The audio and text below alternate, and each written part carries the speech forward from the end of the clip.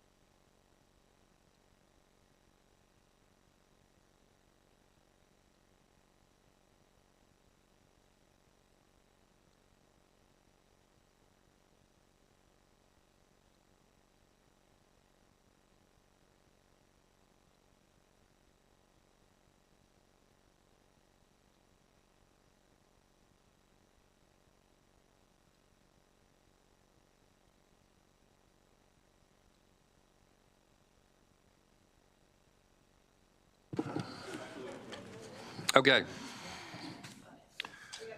Let's go, everybody. We have half an hour. Half an hour of fun.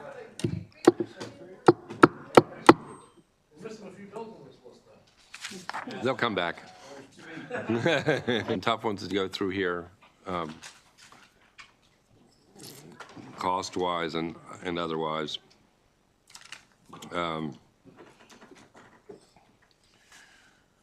First off, let's do, we've got a, let's do with the pensions bill first that we have. Where's Senator Benson? Pensions or procurement? Pensions. I got it. Is it 270? Okay. 270, Philip? You said pension. Hold on. Okay. I mean, you can pass that out. Okay. Yeah, that's fine.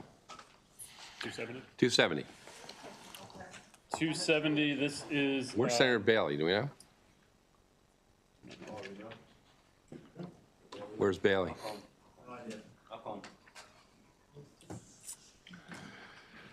Okay. What do we got? Senate Bill 270, this is a bill you have seen before. It is a bill to require automatic enrollment for employees enrolled in the supplemental retirement plans beginning after, if they're hired on or after January 1, 2026. There are a few amendments that make the bill a little bit different from what you've had in the past. The first on page 2 is just a provision authorizing higher ed institutions to do the enrollment and plans that they offer. The second amendment on page 2, lines 24, sets the minimum, the default amount for automatic enrollment at $25 per pay. And then the final two amendments on the third page is a requirement that the supplemental plans offer when somebody is hired and enrolled an opportunity for virtual or in-person counseling related to the enrollment and timeline for discontinuing participation. And then didn't get a chance to add this in, but an additional item for the notice that's provided, also including notice of the default contribution rate. Senator Haldeman, good with this? I'm good with this. Okay, so walk me through this real quick. Yes.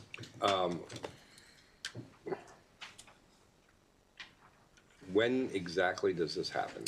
So this would happen when somebody is hired. Now, this is applicable only to people hired on or after January 1, 2026, so new hires. So And when it's somebody, only, obviously, new hires. new hires. So when they're hired, they would be given notice and they would be enrolled for contributions to the supplemental plan.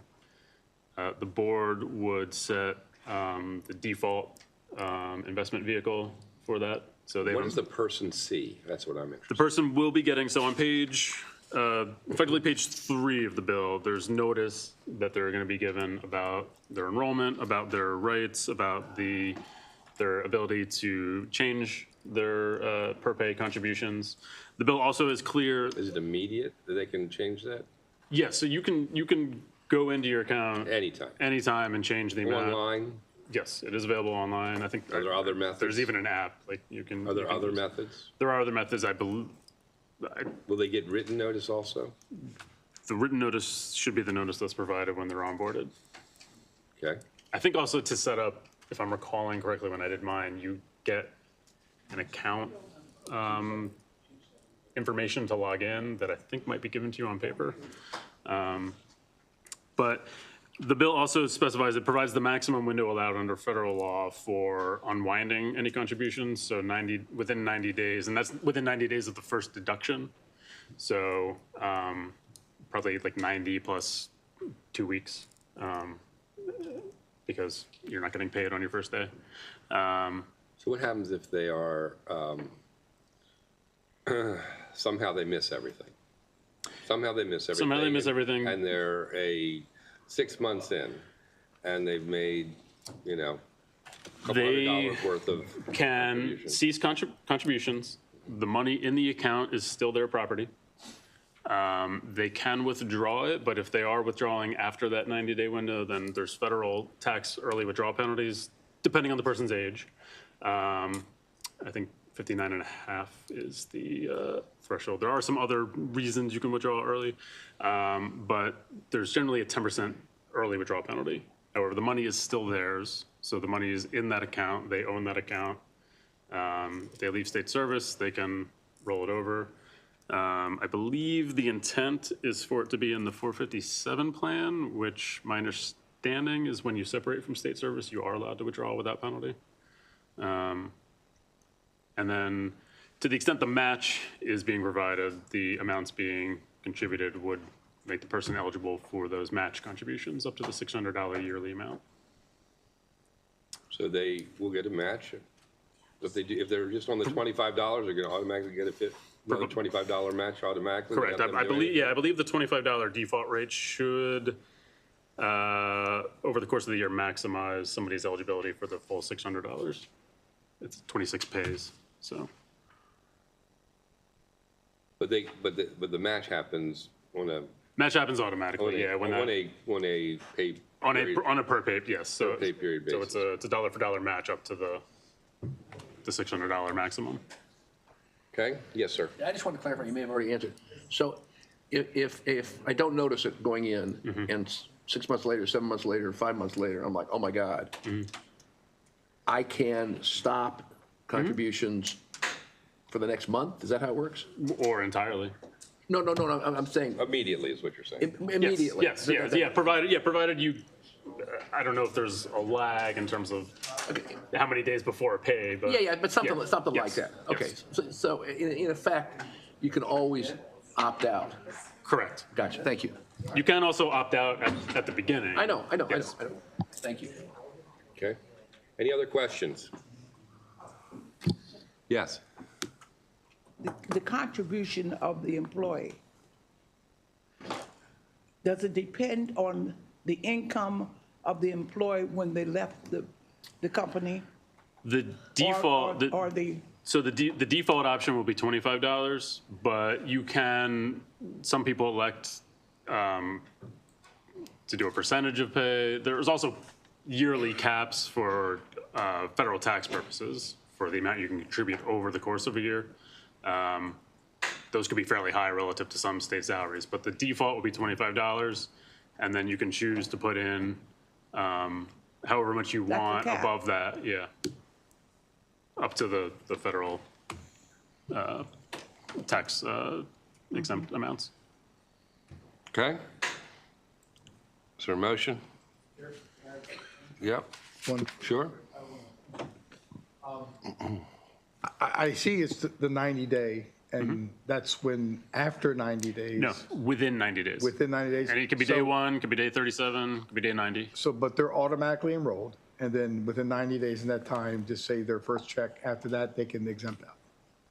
They can stop payment and they can receive the money back without that 10% Automatically. tax penalty. Now, that money would be subject to income tax, but it would be subject to income tax if it wasn't going into the retirement account, just like it was going in your paycheck. Okay. It's the extra 10% penalty that the exemption, there's a safe harbor for that 90-day window. And if a person's getting, That's federal law. Federal law allows between 30 and 90. They've chosen to go with 90. okay, thank you. Other questions? All's in favor?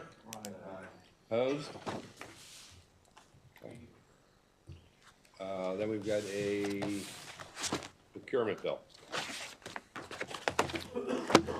Senate Bill 127, current law for state grants and contracts for nonprofits that do not have a federal negotiated indirect cost rate are allowed to receive at least 10% for indirect costs. This bill, as amended by the Procurement Subcommittee, would set that rate to be the greater of 15% or the federal OMB de minimis rate, which is currently 15%. The amendments in the bill also add a sunset, so the bill's provisions would expire June 30, 2028. There is currently a council, the Mega Council, which you all extended last year, that is set to report July 1, 2027. So any recommendations related to that you may need to revisit this legislation, you'll have the 28th session to do so, or at that time you could repeal the sunset. But it'll provide an opportunity to revisit.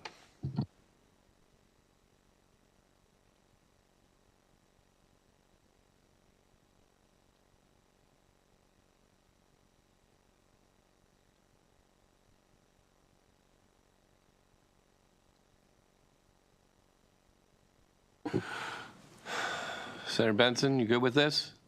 Yes. All's in favor? Aye. Opposed? Okay.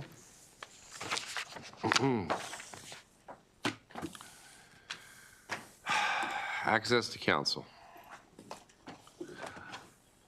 Just so you all know that we are still substantially under our limit for mandate. We're at about $4 million right now.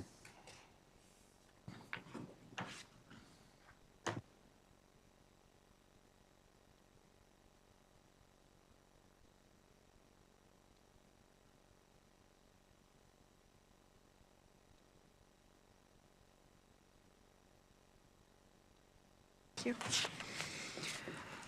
Okay, you guys have a reprint on your desk for Senate Bill 154. I've talked about it a couple times. This is the Access to Counsel program that, as it came in, it made a mandate of $14 million permanent. It was initially in current law set to expire after 2027. The amendments on your desk, starting on page 3, basically extends that mandate for one additional year instead of permanent, so through 2028. That's the same change as on page 4. It also switches the task force from the Office of the Attorney General to the Secretary of DHCD, kind of reconfigures the membership of the task force. Sets their date to, the task force report its findings and recommendations January of 2026. On the last page, there actually needs to be a handwritten change in here, but right now it has a bifurcated effective date. It's not really necessary under these amendments. So I'll modify that to make the whole bill effective June 1, 2025.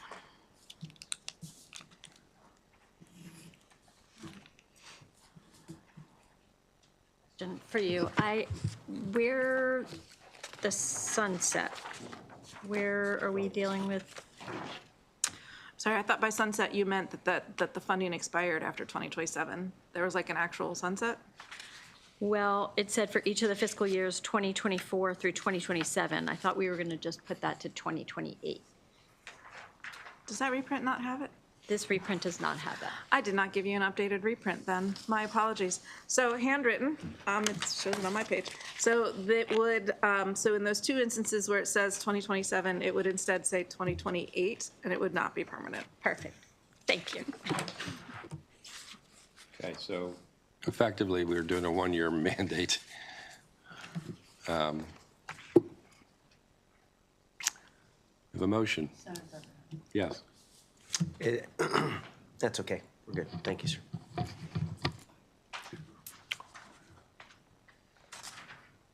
Okay.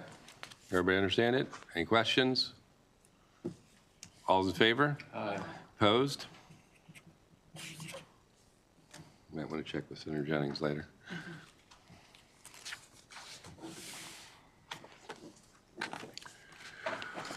Okay, 599.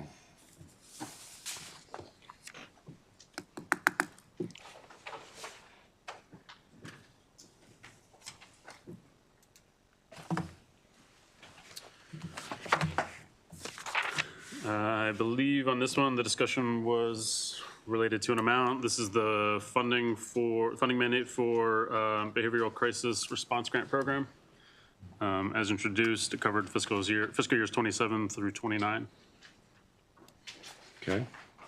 And the amount? The amount in the bill is 5 million in each of those years. Okay. Remember what this bill was about? These are the 5 million in each of 27, 28, and 29. Still a mandate or is it all right? This is a mandate. This is, as you recall, this is the program that does all of the crisis programs in many of our counties. How many counties are there? In the state? Well, I know how many are in the state. Always a wise guy. I'd have to check and see how many have received. All over the state, this money I is mean, yeah, for it's a statewide program. behavioral programs. Okay. All those in favor? Aye. Opposed?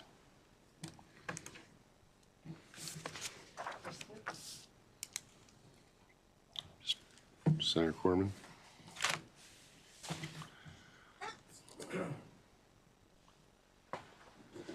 Okay. 668. You don't even have to come up. Unfortunately, I can't figure out a way to make this a reasonable amount of money, so I'm just going to pull it myself. You didn't ask me any objections. There can't be an objection. 814. All right, you should have a reprint of this on your desk. Last you left it, this was the bill about local governments reporting on their development impact fees, surcharges, and excise taxes. Initially, the bill came in requiring those reports to be sent to the General Assembly and the governor. Under this amendment, it would switch it to the Department of Planning. And that's the difference from the last time you saw it. So Will the Department of Planning then actually make sure that everybody has done a report? I mean, if they were coming to the General Assembly, I doubt that anybody would actually track that, but I'm wondering, I mean, it's great if everybody's going to do it and there's going to be a check system to make sure they do it, but if not, it's not worth doing this. Well, I mean, it would be the law under these amendments that they do it. Okay.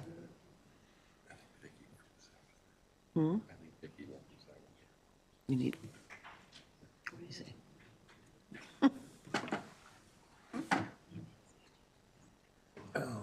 Okay. Yeah, probably.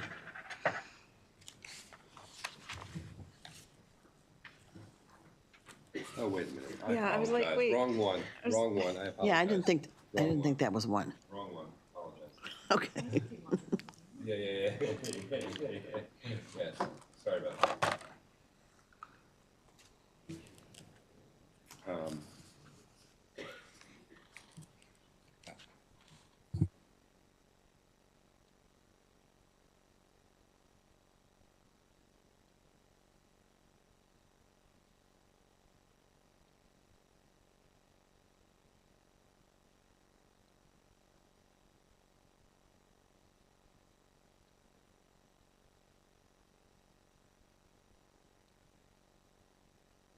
One report of everything they charge right now, and then a continuing requirement that every time they enact a new one, they would have to submit another report. It's good if something's gonna be done with it, but if we're just busy, we're telling somebody to do a report, and hear it you. doesn't go anywhere.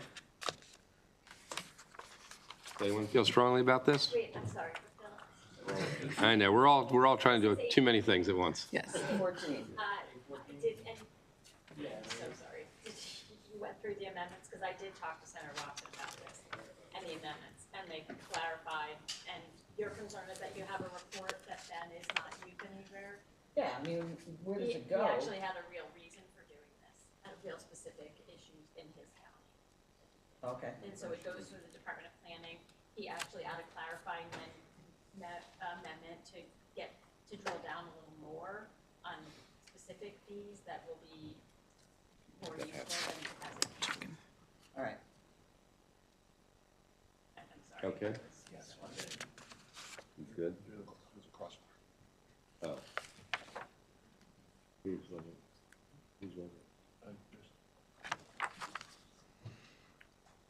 All right. Everyone understand this bill at this point? All right. All in favor? Aye. Opposed? Okay.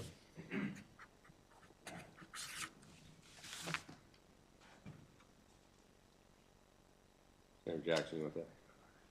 You good with that?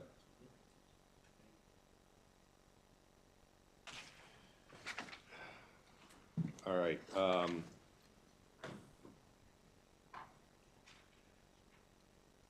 Okay. 880, as I mentioned before,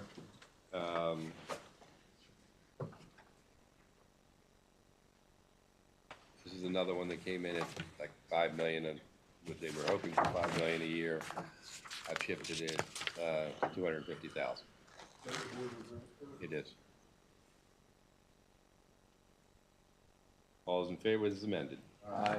Opposed?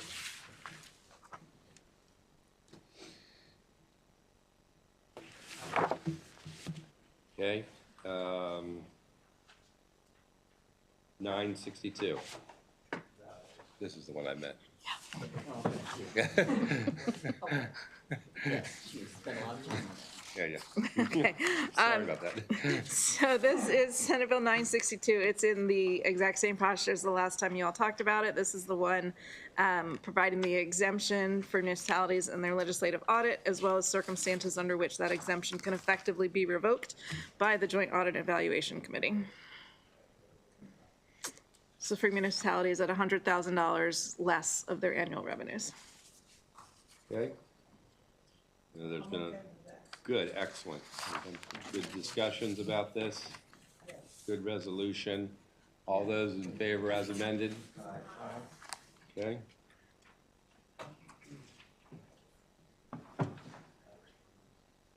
Senator Bailey. All right. 1006.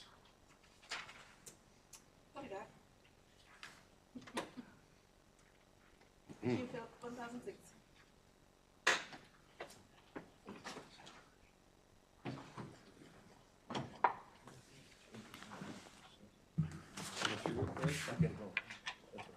That's fine.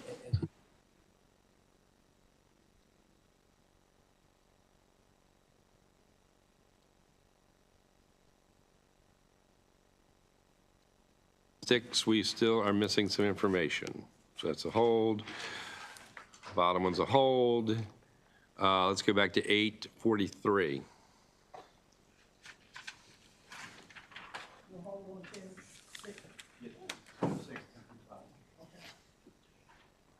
All right, for Senate Bill 843, you also have a reprint on your desk. This one has to do with, for certain counties, well, this is for the Kent County Middle School bill, under the requirements of the bill, that's the only one that would fit these criteria. This is saying for those certain projects that meet certain criteria, there could be a shift in the state and local cost share for that school construction project.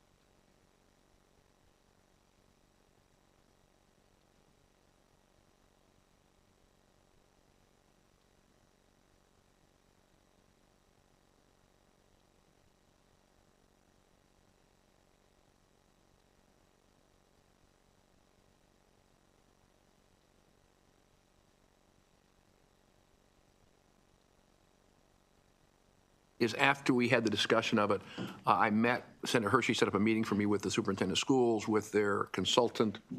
We went through all their estimates. And then I got with Alex Donahue with the AIC. They had submitted testimony against this and felt very strongly that it was outside, too expensive. I'm sort of the same question I had, but they felt very strongly about it.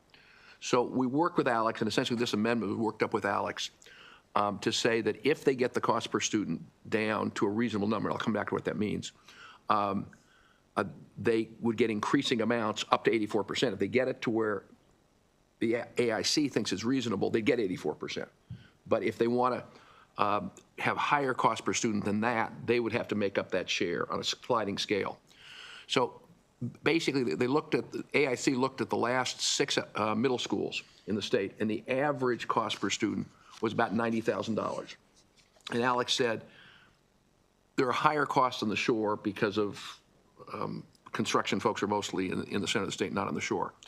So the proposal is that they would get the full 84% if it came in at about $93,000 per student.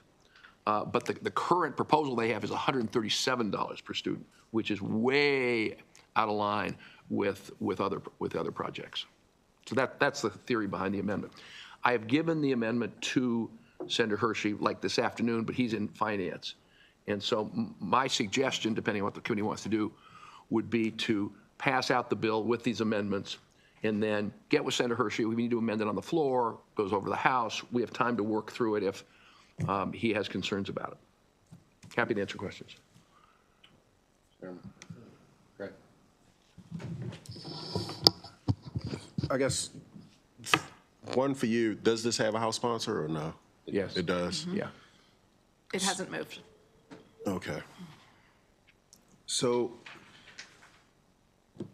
the uniqueness of this is very sensitive because I can remember wrestling with the IAC around population. So when he was talking about the lack thereof of population to make the square footage work, I could understand. And like, my thing is like, I don't want to have them have unrealistic goals that's put in front of them that they could never achieve, and then we're still sitting here 3 years, 2 years from now when this conversation has been going on for a long time. I get that the price per square footage, but like they sat here and clearly articulated like they're not going to get a population that we can, and they also talked about like how they've scaled back significantly to get to this space from there, and now we're going to ask them to scale. I don't know how much we're asking them to scale back, but we're going to be asking them to scale back a significant amount.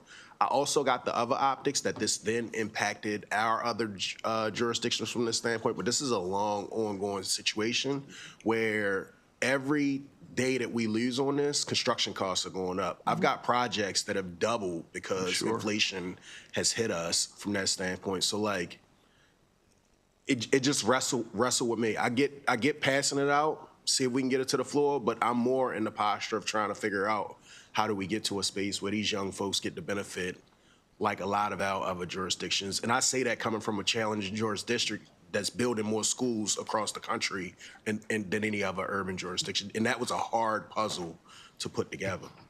If I could respond to that. I totally appreciate your concerns and sympathize with your concerns. They get to 60% because they get an extra 5% because they're a small school, and they get an extra 5% because of a concentration of poverty. And so that's how they get from 50 to 60, because otherwise they'd be at 50. I would suggest, if we can do this, that if you're willing to talk with the folks at the IAC to kind of hear their analysis of the numbers, I'd appreciate you doing that actually, so I can get your perspective on what they're saying. I tell you, my relationship was very challenging with Bob. I He's have gone. a better relationship with Alex, and I think that he does try to make things work. But I'm also sensitive that the uniqueness of young folks, these folks that's in that school right now probably aren't even going to benefit. By the time this stuff actually happens, it'll be some kids that's not even born yet benefiting from what we do today. From that. So I'm not saying that I like Alex a lot better than I like Bob. Yeah, me too, me too. But at the end of the day, I'm also sensitive to the uniqueness of this. Fair enough. I appreciate that.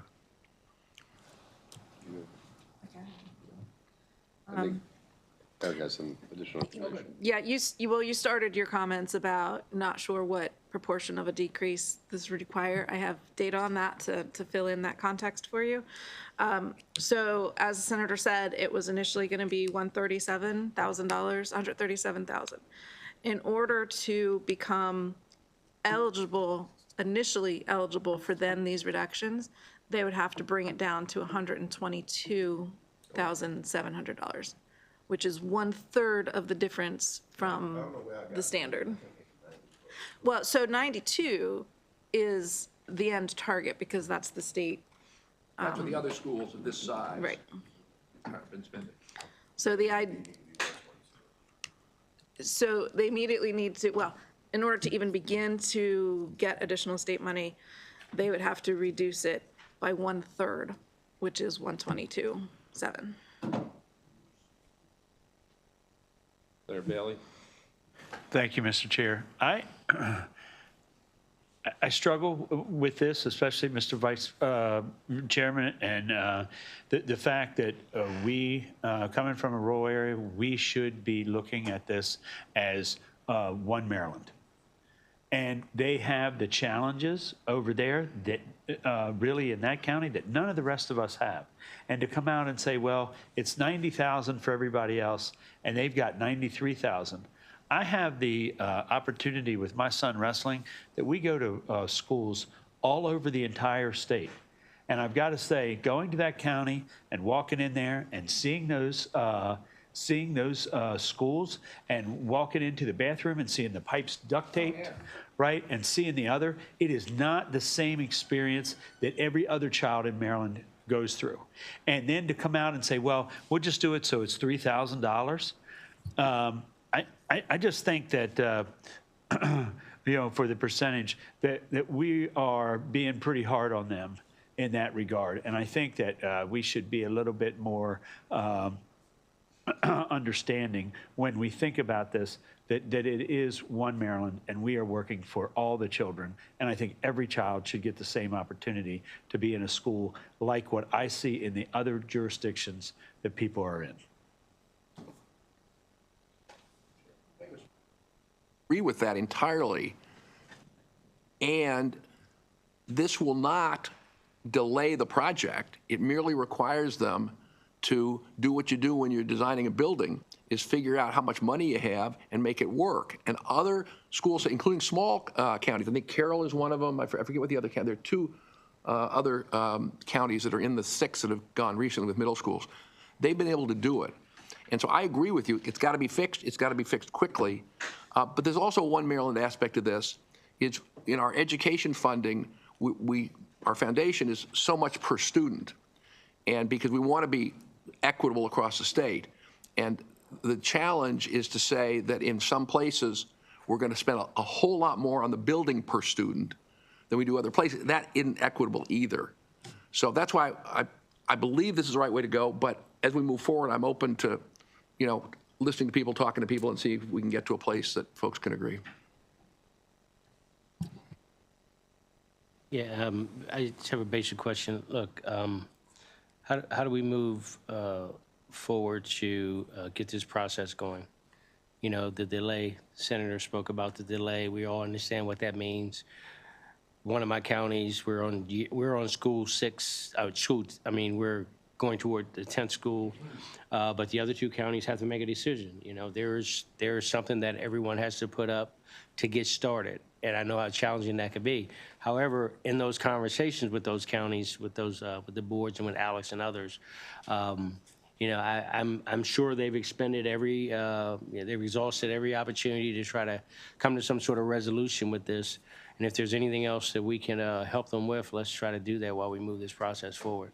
Gordon Sampson used to be the superintendent over there from Prince George. I remember when he went over there, and that school system looks pretty much the same way it did when Gordon Sampson went there a couple decades ago.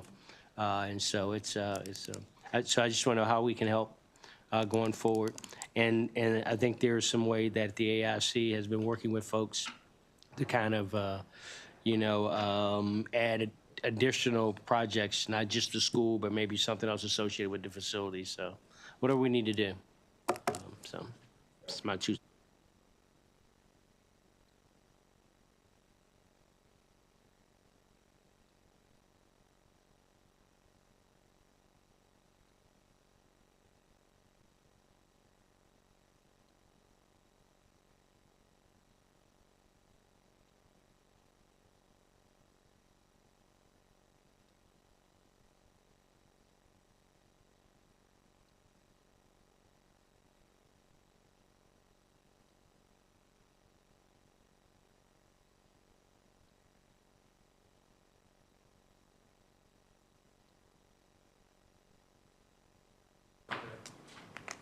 No, which one? Which one are we talking about? No, no.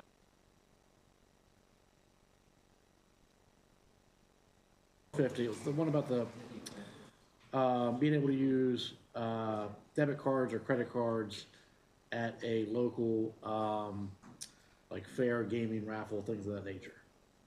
So I. Some agreed to by the entire delegation? Oh, yes. We got bipartisan, unanimous letter. You got that, Bill?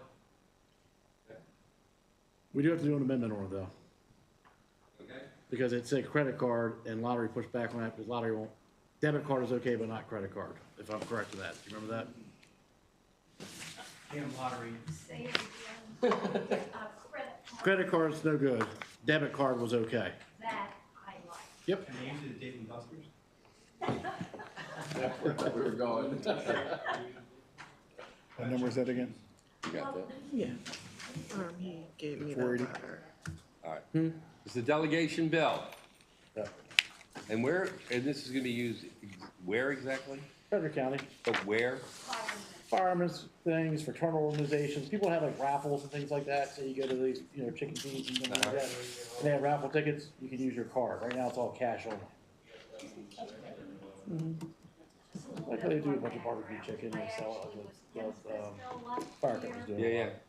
Because having worked for credit card companies, they don't even take these charges because of the level of risk. So we had a lot of conversation about this, and that's why I'm a lot more got an AG's opinion that it's okay. Okay, beautiful. All's in favor? Aye. Opposed? What number? Okay. Bill number, Senate Bill 450. Senate Bill 450. Senate Bill 450. Those are not, they're not. Yeah, the JPR voted me two out this afternoon, but we were second on it because it's a fiscal. Oh, we were second? Okay. I just thought we had to, You can bless it if you want. well, I just thought that's all I had to do, but if we're second, we actually have to take a vote. What bill is that? Well, I don't know. I do, you texted it to me.